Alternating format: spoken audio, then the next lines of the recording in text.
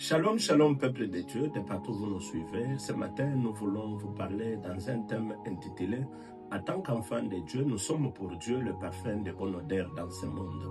Oui, bien-aimés dans le Seigneur, tout le monde connaît qu'un bon parfum dégage les bonnes odeurs. Et par l'odeur du parfum, nous influençons notre entourage. Par l'odeur du parfum, nous chassons les mauvaises odeurs tout autour de nous. Comme pour dire, par tes actes, toi, en tant qu'enfant de Dieu, les bons actes doivent attirer. Ton langage circoncis doit attirer. Tes choix doivent attirer.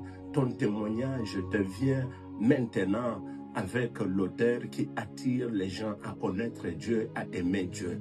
Oui, dans 1 Corinthiens chapitre 2, le verset 15 nous dit, nous sommes en effet pour Dieu la bonne odeur de Christ, parmi ceux-là qui sont sauvés et parmi ceux-là qui périssent. À cause de tes bons actes, le Dieu du ciel peut te sauver de la mort, peut te sauver de la maladie, peut t'épargner de beaucoup de catastrophes. Nous voyons lorsque Noé est sorti de l'arche, ma Bible me dit, après avoir offert l'offrande à Dieu, Dieu sentit la bonne odeur et se repentit de ne plus détruire la terre par les déluges. Comme pour dire, les actes que nous posons, nos bonnes œuvres, ont de l'impact devant Dieu.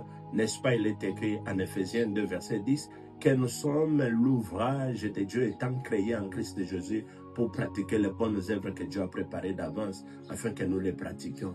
Nous ne pouvons pas être enfants de Dieu sans produire les bonnes œuvres. Nous ne pouvons pas être prédicateurs de l'évangile sans avoir un bon témoignage. Partout où vous êtes, Dieu nous appelle à avoir de bonnes œuvres qui dégageront une odeur